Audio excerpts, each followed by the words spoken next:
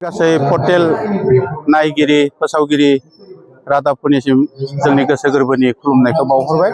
नंगौ मेराघाट बि आब्दुल्ला राय बाथौ गौथुमा देग्लाय 25 बोसोर जाबाय। बे 25 बोसोराव बिथांमोना माने देग्लाय सिलभार जुबली जायखौ रुपाथि मायथाइ होननानै बुङो, बे रुपाथि मायथाइ फोरबो बावहाय खुंनो थांगासिनो दोङो। दिनै गिबि सान, बे गिबि सानाव गासै रायजो राजाफ्रा गाजा गोमजायै नुजाथिफैदों। बावहाय गोबां हाबाफारि दोङो।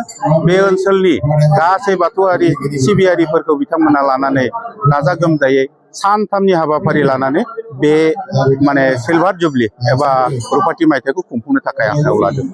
बावहाय जों गासैबो जोंनि जि माने नांगौथि जायफोरखौ लानानै जोङो बर' समाज एबा बर'नि हारिमु एबा बर'नि सोलोंथाइफोरखौ जों जौगाहोनो हायो धोरोमजों लोगोसे, बेफोरखौ लानानैनो जोङो बे धोरोम आफादनि गेजेरजों जोङो खुंफालांनो थाखाय आखायाव लादों। दा बेवहाय जोंहा दोङो जोंहा फरायसाफोरनि खन्थाइ आवरायनाय बादायलायनाय, बाथ्रा दान्थेनाय बादायलायनाय, थिग बेबायदिनो जायगायावनो खौथि खालामनाय बे मेम'रि टेस्ट बेफोरबायदि बादायलायनाय दोङो।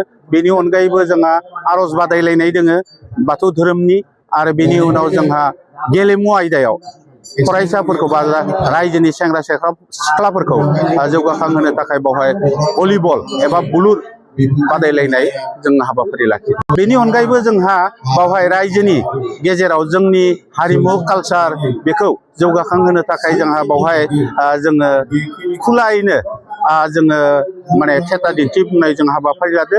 गिबियावनो जोंहा दोङो एक्टिङा होननानै बुङो, बेबायदि माने नायजाब दिन्थिफुंनाय बेखौ लादों। आरो बिनि उनाव जोंहा दोङो बे थियेटारनिनो मुङा आयराखि।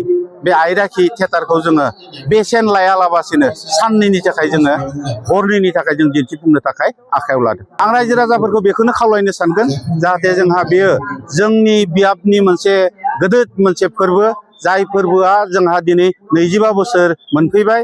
जाय धोरोमा जोंनि बर' हारिखौ दिनैसिम फोथांनानै लाखिनायाव माने लाना फैनानै जुग जुग लाना फैनानै जोंनि दानि दावगाफुनाय जोंनि हारिनि माहारियारि गौथुम बर' साहित्य सभा, एबसु, थिग बेबायदिनो गुबुन गुबुन हारिमु आफादनि आखायाव होफैदों।